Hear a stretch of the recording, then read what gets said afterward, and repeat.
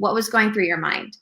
When I first started in network marketing, like to become this entrepreneur, so she's 9 now, but she was a year old. And at that time I was a single mom. My Jason and I weren't together at the time. And that was rough as a working mom.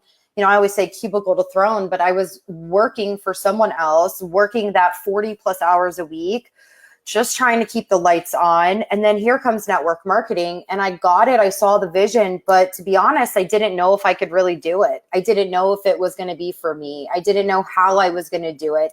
I didn't have a nanny at the time. I didn't have choices. It was literally me against the world is how I felt. And, as a new mom and the first time mom and not knowing what to expect and feeling alone, even though I did have family, I still felt alone. And she was colic and acid reflux like this one is. So it was stressful, but I had such a desire to not miss anything else in her life. And I missed her take her first steps because she was at daycare and I was at work.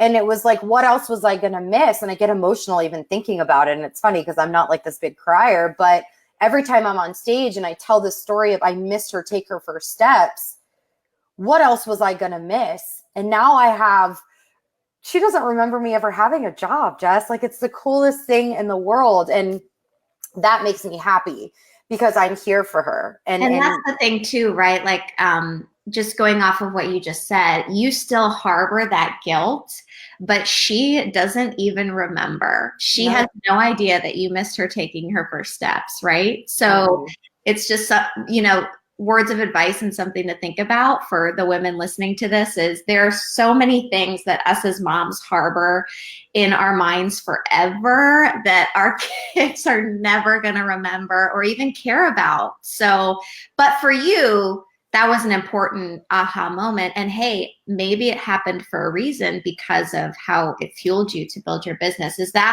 that like the last straw for you, or what was really the last straw for you being a single mom and missing those things? First, I just want to say thank you for having me on here because I've been watching these that you've been doing, Jess, and this is seriously going to change so many moms out there that are building network marketing businesses and that are building online businesses. This is the type of empowerment that's missing in this industry. So I just want to say thank you so much for doing this, and for you and Ray even trusting me to be on your stage at Rank Makers Live. Like, guys, I have anxiety and I'm sweating just thinking about getting on their stage. Let me just keep this 100 with you. I'm sweating. But I just had to say that really quickly before I get into any of the story. Just, you two have inspired me and my family so much. And just the connections that we've made with each other, the friendships as being a mentor for me. I'm grateful. That talk we had last month was so helpful. So just, again, I just had to express my gratitude. Oh, well, I appreciate that. And you're going to like it. And I'm sweating here with you, but for a completely different I can't. I love you. you're not alone. I was just there. You're almost there. You're almost there. But like for the moment for me, just rewinding, the moment, that was the push. That was the saying yes stuff. But I don't think that was the drive to keep going when I didn't have success for 2 years. Honestly, what drove me was the naysayers. I love my mom, and she's probably going to see this. And I love you, Mom. But, she wasn't super supportive. She was a teacher and a principal growing up. So for her, going to school, right, getting, your degree, and I did all that, became, got my accounting degree, the 4 years, all that stuff. I've done those things, but that wasn't my journey. But she didn't see that. She didn't get that. My vision that I had of being an entrepreneur, she didn't understand. And so, but that drove me to keep going when I kept getting the no's, the rejection, missing things in my daughter's life catapulted it. But what drove me, and it might be a little sick and twisted, was all the naysayers. I had to prove them wrong. 2.5 years of not making money, of showing up at meetings and people not showing up, driving an hour and 40 minutes to get to a meeting on an empty tank of gas, praying that I had enough quarters to get me home, and then no one showing up there. What made me keep going was there had to be more. There had to be more. There was something on that other side. And I always say this to anyone that ever comes across me that wants to quit, especially the moms, because they're just not finding that success yet. What if I didn't go that one more day? Mm. What if I didn't turn over that one more stone? What if I had given up? What happened to those 20,000 people that I had, change their life in some sort of way down that road? What would have happened? That's what keeps me going now to do what I do now with the impact. I absolutely love that. And you just never know who's around the corner that you're going to meet that's going to come into your business. So Yes. that's so, so true. So one element about your story that I just love is what you talk about, being a single mom and not having any success in the beginning. And you just said it, not having a nanny.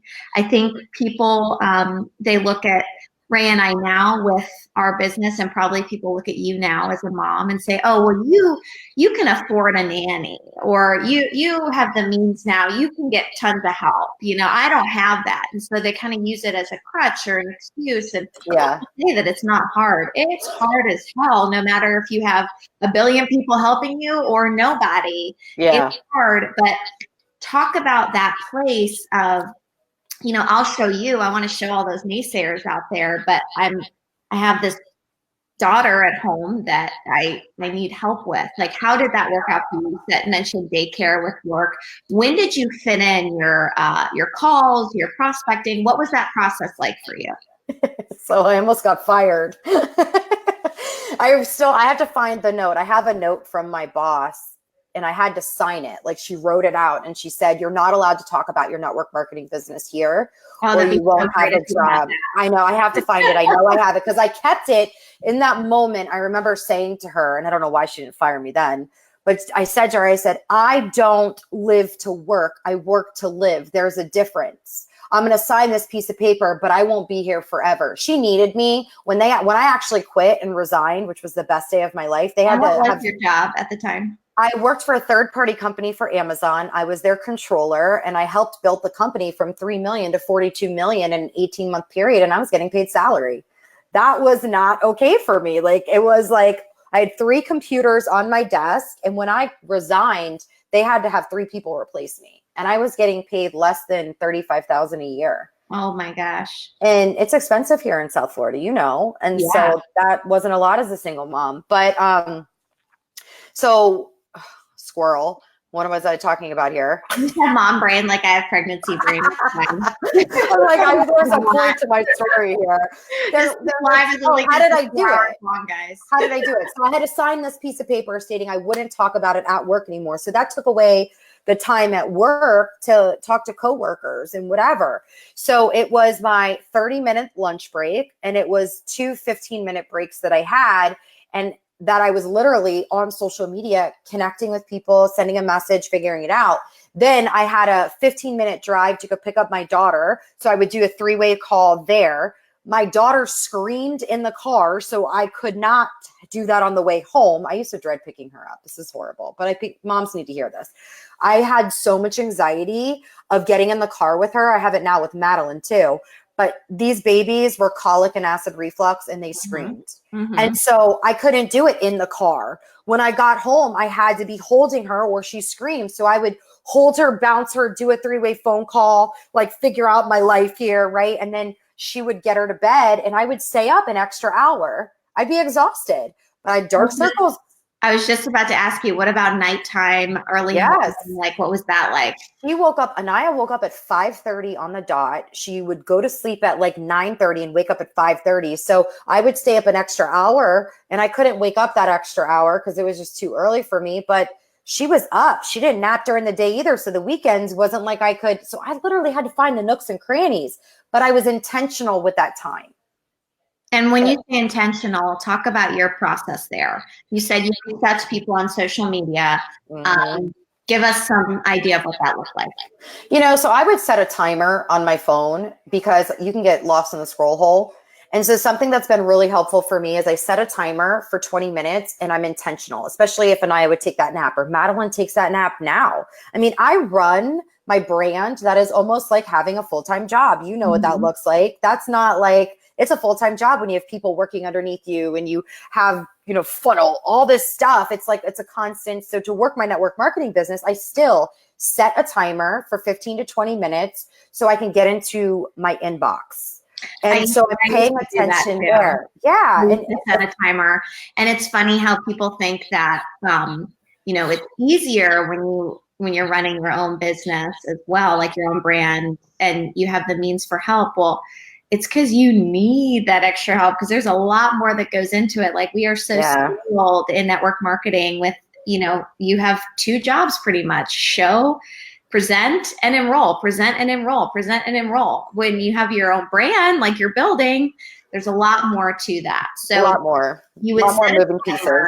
timer, but let's start with where I think a lot of people are, which is, hey, I'm just trying to get, my first $1,000 month or $10,000 month, whatever that means to them, right?